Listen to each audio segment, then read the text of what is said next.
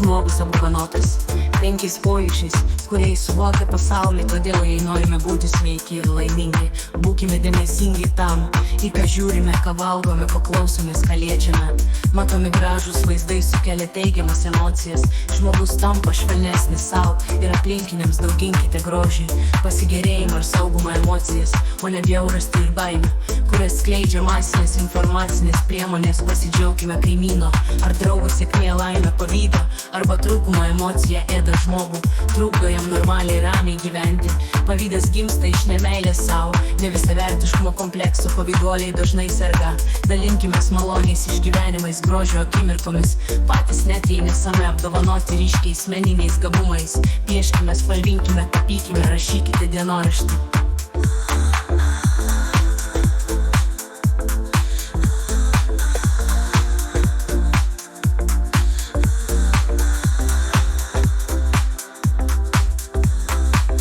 Nauda bus ir sėtis prie jūros, vaikščioti pajūriu, rinkti akmenėlius, pajusti gydantį motinos gamtos prisilietimą.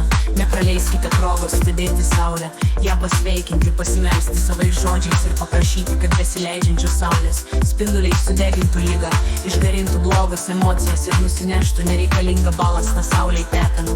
Paprašykite, kad jos spinduliai nušviestų jūsų kelią vaiskią. Pozityvi šviesa taip daugelį amžių elgėsi mūsų promotės, senelės saulės ritualų tradicija tebėra gyva mūsų genų atmintyje. Ieškokite grožio visur, skaitykite poeziją, geriau neįtin dramatiška, kad ji nesustiprintų liūdesio. Juokitės iš skaitytų humoreskų ir linksmų anekdotų.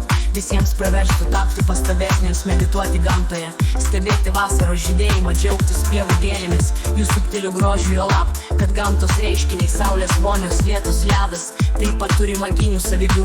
Galite išeiti į lietų, ypač jei tai šiltas vasaros lietutis, ir stovėdami po dangaus dušu paprašyti, kad jis nuplautų, nuskalautų visą slogumą, kad visos neigiamos mintys susigertų į žemę, lygos prašaptų, kad lietus jūs išpraustų kaip kūdikius. Jei baiminatės, kad lietus užterštas, išsimaudykite po dušų vonios kambaryje, įsivaizduodami iš dušo su vandeniu trykštančią šviesą, kuri nuplauna nuo kūno nešvarę energiją.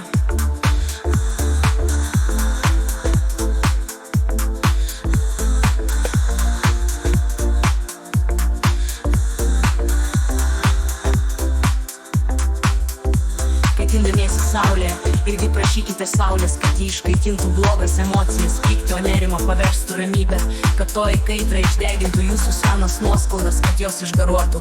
Vaikščiodami po mišką gerėkitės medžiais, visai sybei įkvėpkite gryną miško orą, būkite taikoje su savimi, priimkite save tokį, koks esate, nekritikuokite, atleiskite savo būtas ir nebūtas kaltes, atsikratykite primestos gėdos jausmą ir girkite save, atminkite, kad nesėkmės ar klaidos tėra tik pamokos, mylėkite save ypač, jeigu vaikystėje tėvai ir mokytojai jūs nuolat kritikavo, jei laikote save auka ar nevisaverčiu, įpraskite nuolat save pagirti už kiekvieną gerą poelgį. Jūs esate unikalus dieviškas kūrinys, jūsų siela dvasia tobulas, stebėkite vaikus, kaip jie dūksta, žaidžia, džiaugiasi, jų pyktis ilgai netrunka, jie dar neišmokė nešiotis pyktį ilgai, nemoka kerštauti.